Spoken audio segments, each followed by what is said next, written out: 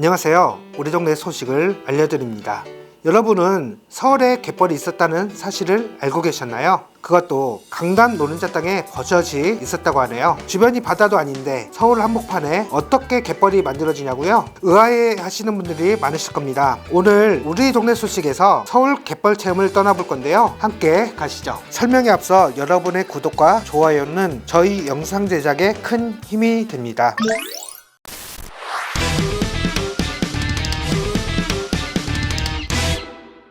오늘 소개해드릴 동네 어딘지 짐작이 되시나요? 대한민국 국민이라면 누구나 매스컴을 통해서 한두 번은 들어보셨을 동네죠. 힌트를 드리자면 선사시대 때부터 선조들이 털을 잡기 시작했던 곳, 천지개벽을 2번씩이나 맞이한 황금의 땅.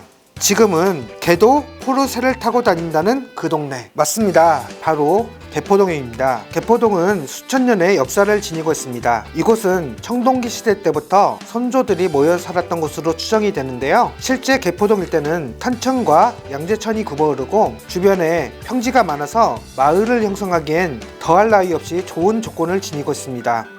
이곳에선 청동기 시대 때부터 조선시대 때까지 수많은 유물이 출토됐습니다. 민무늬 토기와 상감 분청사기, 백자, 기와 등 다양한 유물이 발견됐다고 하네요. 이뿐만이 아닙니다. 양재천 한류에서는 고인돌 유적이 확인되기도 했는데요. 서울에서 발견된 유일무이한 고인돌이라고 하네요. 안타깝게도 고인돌은 개포지구 개발하는 과정에서 모두 유실됐다고 합니다.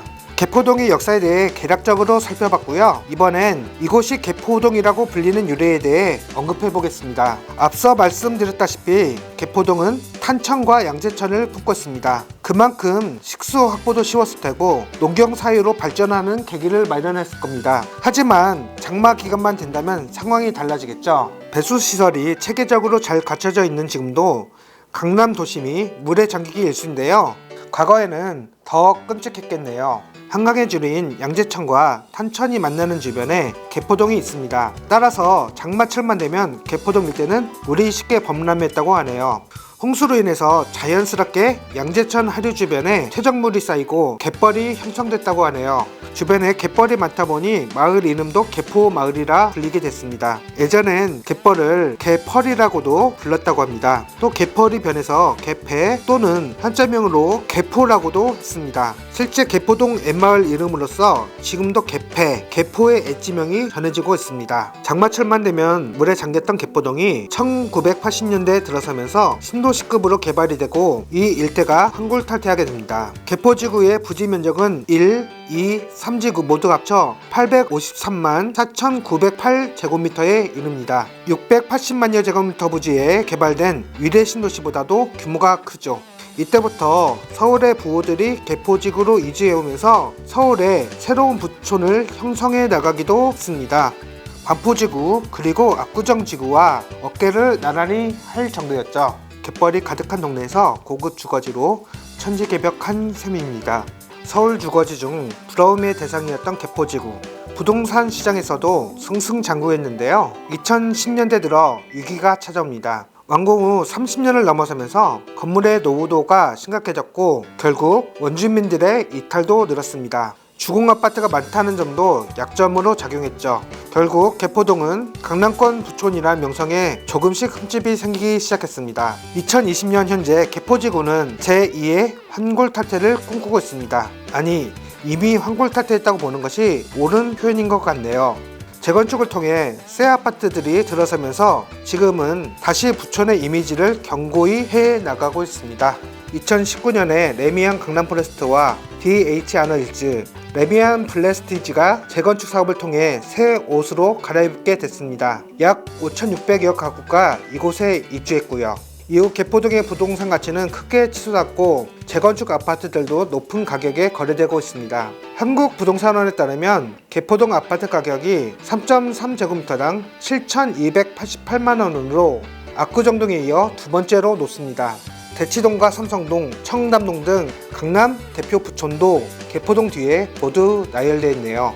새 아파트의 입주는 올해와 내년에도 계속될 전망입니다. 올해 2월 이후 내년 1월까지 약 1년간 1만여 가구의 집들이가 시작됩니다. 3,375가구의 개포 프레지던스 자이의 입주가 이달 28일부터 시작되며 6,702가구의 DH 퍼스트이어 아이파크 입주는 내년 1월에 계획되어 있습니다. 따라서 일시적으로 공급 과잉 현상이 발생할 수도 있는데요. 하지만 그 기간은 길지 않아 보입니다. 개포지구 일대에 1만여 가구의 입주가 모두 끝난 이후 한동안 입주 물량을 찾아볼 수 없기 때문입니다. 실제 대다수 사업장이 재건축 사업 초기 단계에 머무르고 있는데요. 개포주공 5단지와 개포주공 6, 7 통합 재건축, 이런 개포 한신이 그나마 속도를 내고 있습니다. 세 곳 모두 조합 설립 인가를 마쳤으며 사업 시행 인가를 준비하고 있습니다.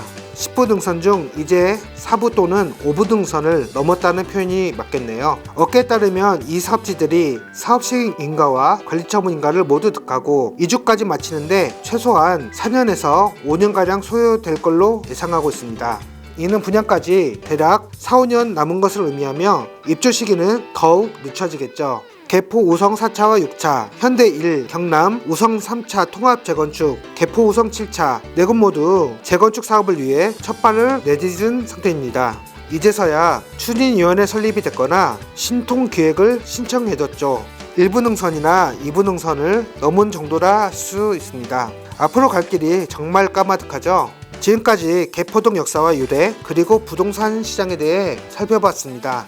갯벌이 대한민국 최고 수준의 부촌이 되기까지 오랜 시간이 걸렸네요. 오늘 영상이 도움되셨다면 구독과 좋아요 부탁드립니다. 만약 재미가 없으셨다면 응원의 메시지 부탁드리겠습니다. 감사합니다.